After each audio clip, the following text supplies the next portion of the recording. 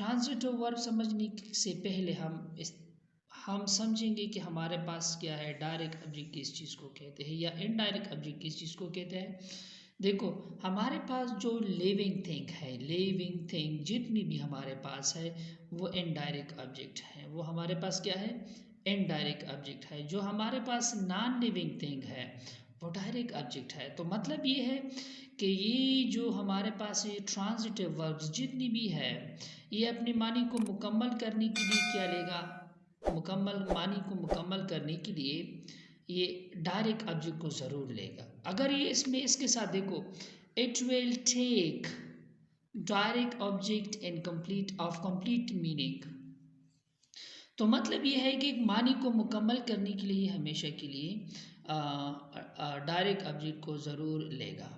Note में यहाँ पर दिया गया है, नोट को ज़रा गौर से पढ़े। नोट में यहाँ पर दिया गया है, it always arises the question what are, sometime on which या इन विच।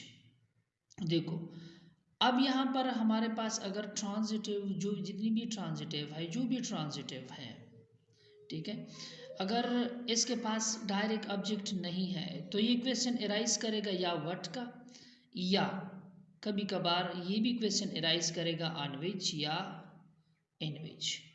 ठीक है, एग्जाम्पल के थ्रू इसको समझने की कोशिश करते हैं कि एग्जाम्पल क्या है हमारे पास। देखो, शी वॉश द क्लॉथ्स। देखो यहाँ पर हमारे पास क्या है, शी वॉश।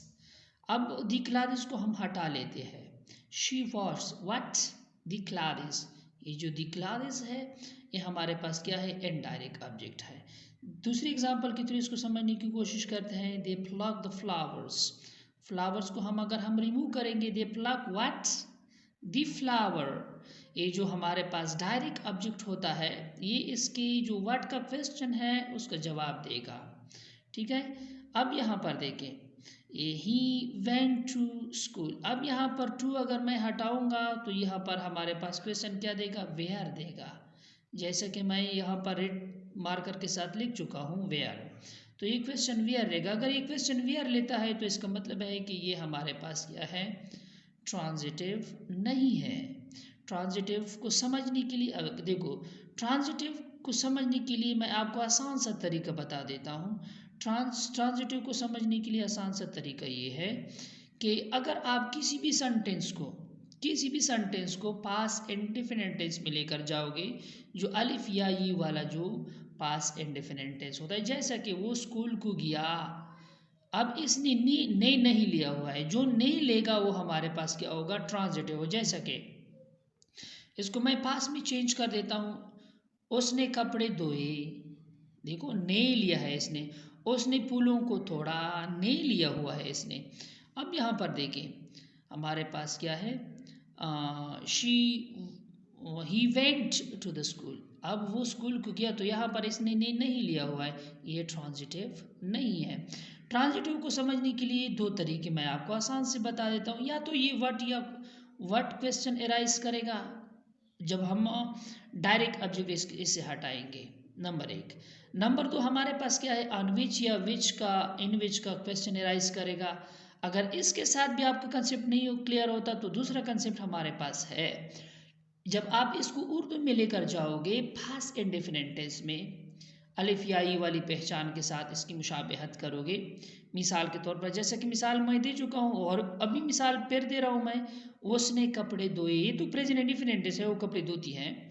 अगर आप उसको इस सेंटेंस को पास्ट इंडेफिनिट टेंस में लेकर जाओगे तो ये मतलब ये है कि शी वॉश्ड द क्लॉथ्स, उसने कपड़े धोए। ने जब आ जाती है तो ये हमारे पास क्या होती है, ट्रांजिटिव वर्ब्स होती है।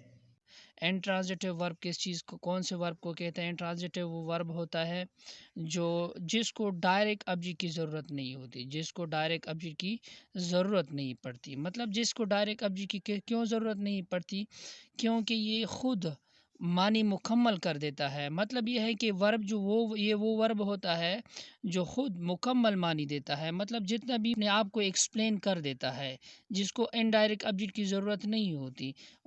इंट्रांजिटिव वर्ब उस वर्ब, जैसा कि इसका डिफिनीशन है, it does not need direct object for complete meaning, मतलब यह है कि मतलब को कंप्लीट मानी को कंप्लीट करने के लिए इसको ऑब्जेक्ट की ज़रूरत नहीं होती।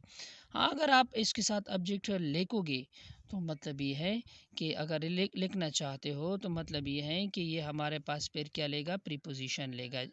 अब जो हमारे पास ट्रांजिटिव वर्ब होते हैं, जब उससे आप ऑब्जेक्ट को हटाओगे, जितनी भी हमारे पास ऑब्जेक्ट है उसको हटाओगे, तो ये क्या लेगा, तो ये क्वेश्चन एराइज करेगा व्हाट या ऑन विच या इन विच। यहाँ पर देखें, ये हमारे पास क्या है, इन ट्रांजिटिव जो होते हैं ये व्हाट के बगैर या इन विच के बगैर या ऑन विच के बगैर मुकम्मल जितनी भी क्वेश्चन एराइज होते हैं वो एराइज करेगा। जैसा कि यहाँ पर हमारे पास है ही वॉक्स, यहाँ तक ये मुकम्मल मानी देता है, यहाँ तक ये मुकम्मल मानी देता है वॉक्स के।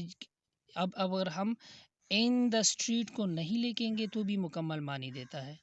अगर हम इन द स्ट्रीट को, यहाँ पर देखो इन द स्ट्रीट, अगर यहाँ पर लिखना चाहते हैं स्ट्रीट को मतलब ऑब्जेक्ट को जब हम लिखना चाहते हैं तो हम प्रीपोजिशन जैसे इन, ऑन, टू ये वगैरह लिखेंगे, ये ज़रूर लिखेंगे, ठीक है।